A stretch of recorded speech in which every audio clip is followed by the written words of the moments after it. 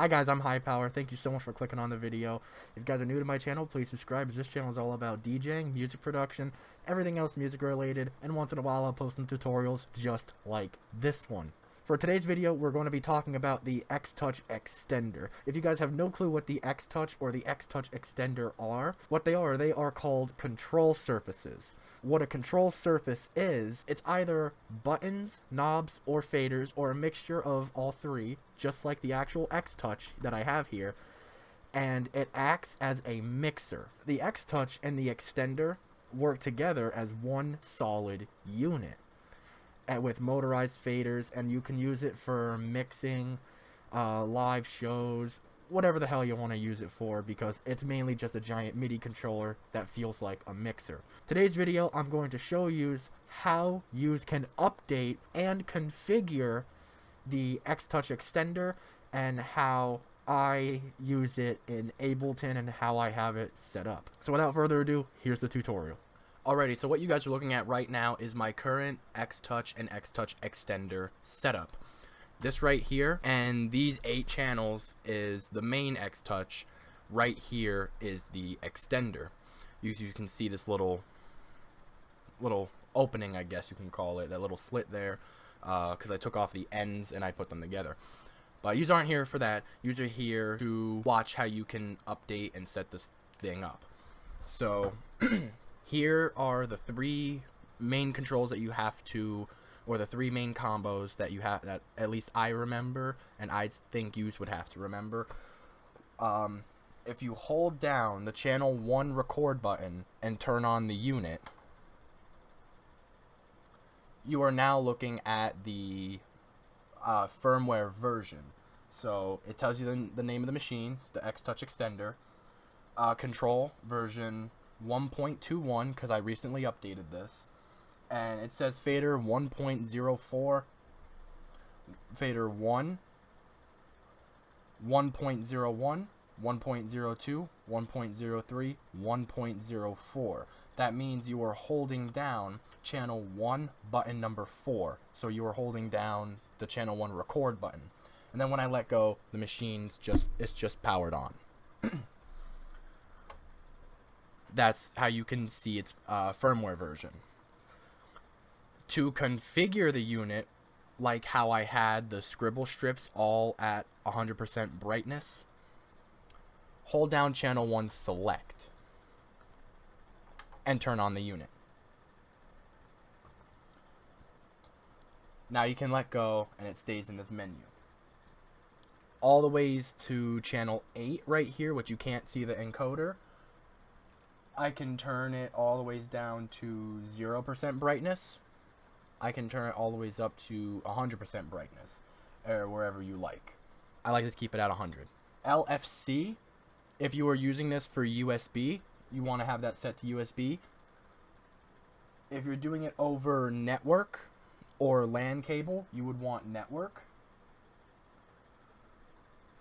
And mode, by default, it is set to HUI. Even though you can't see it, it's nice for me to just do it so you get the idea.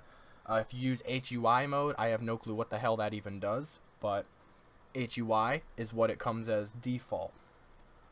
To the right, it's just in regular control mode. Control rel, whatever those mean, I don't know.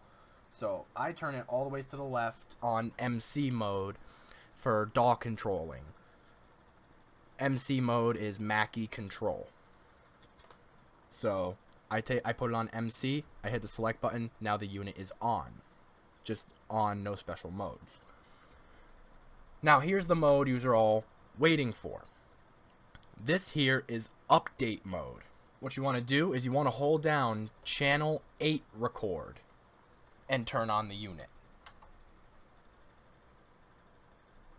That light will start flashing. That means it is now in update mode. Now, before you continue on, I do want to tell you something about this machine that is either going to be very important to you or does not apply to you. I suggest listening just in case this does apply to you. By not by default. The X-Touch and X-Touch Extender, their previous firmware versions, pretty much anything before version 1.21, is unable... Hold on, my screen just went black. What the fuck? Anywho, alright. Your firmware version, if it's before 1.21, is unable to work or is not compatible with AMD Ryzen processors. So if you are making music on a computer that has any sort of AMD processor, you will need to have access to either a Mac or any other type of computer that runs an Intel processor. Since my main computer uses a Ryzen 9, I had to actually go back to my laptop, which has an Intel i5 in it. So if your computer, either an iMac or a MacBook, or a PC build or a pre-build that you just bought from Best Buy or Walmart or whatever, if it runs an Intel processor, you can update it straight from your computer. If you run a Ryzen processor, you're going to need to have access to a computer with an Intel processor in it. Now, the update process, since I don't feel like breaking out the laptop, is really simple. My software of choice is Bohm SX, and what you do is you plug your extender into your computer through USB, and you set it into update mode. Again, update mode is you hold down channel 8 record and you turn the unit on. Now it is in update mode. Plug it into your computer or your Intel processor computer while it is in update mode. You double, if you don't have your software to update this yet, use either MIDI OXS, OXE, I think it's called, MIDI OXE, yes, or Bohm Send SX. I use Bohm Send SX. What you do from that point is after you plug it in, you double click on the file. If double clicking doesn't work, open up your software and then have it search for the firmware file. Then you want to click on MIDI out up in the top bar. Select the X-Touch extender. And then click on MIDI in and select the X-Touch extender, while the X-Touch extender firmware update is loaded. Then you click send, and when you click send, channel 1 select is going to light up green, and then this shuts off, and then channel 2, and then this shuts off, and then channel 3. It's like a loading bar almost, and it will do that for a little bit until the firmware has been updated, and then channel 1 solo, is that? Channel 1 mute. Channel 1 mute will turn red, and then this will shut off. Channel 2 will turn red. This will shut off. Channel 3 will turn red. Same thing as this. That, I don't know exactly what that means, but this will eventually like blink a lot slower, and these will just keep doing their thing. That means that it is done updating. Then you can shut off your unit, turn it back on. Now you are running the latest firmware version, and you can now use it in your software of choice. And now I'm going to show you how to configure it in Ableton Live 11 Suite. This applies to any version of Ableton. It can be Live 9, Live 10, it can be Intro, Standard, Suite. Does not matter. If it's Ableton, it's Ableton. The setup is all the same. If you're using another DAW, chances are you might already know. If you don't know, you're gonna have to find that. But next up, I'm gonna show you how I have it set up in Ableton. So right now Ableton Live is loading, and I have it like this so you can see that the X-Touch extender does work. We're just gonna need a second to load.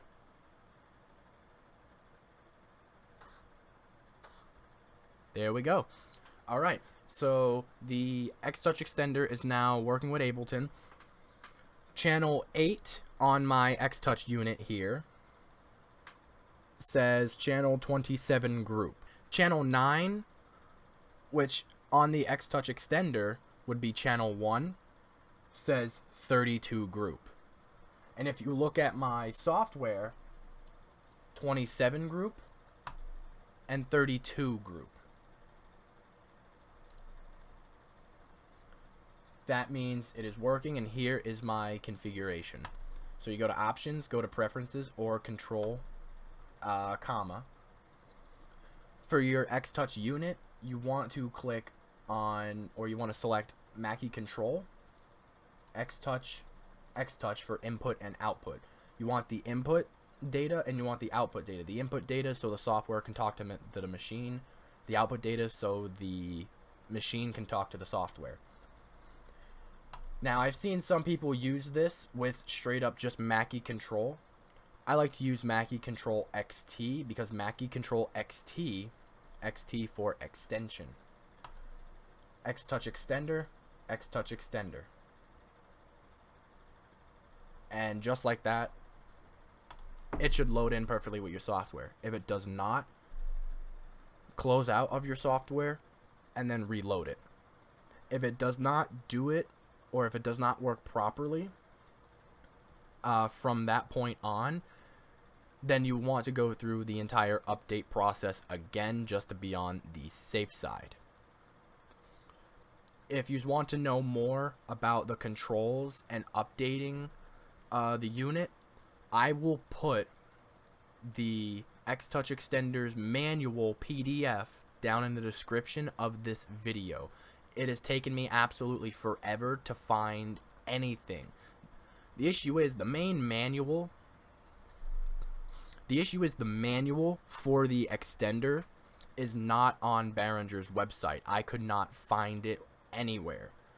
I found a site that actually has a PDF version of the manual for the extender. That is where I found out how to update this. And I'm even putting out this video because there's absolutely no YouTube videos out there about how to update this machine. If you guys like this tutorial and want to see a better one where I actually have it hooked up to my computer and show you how to update it like that, let me know in the comments down below. Other than that, this tutorial, I hope, has helped a lot of people. Alright, goodbye.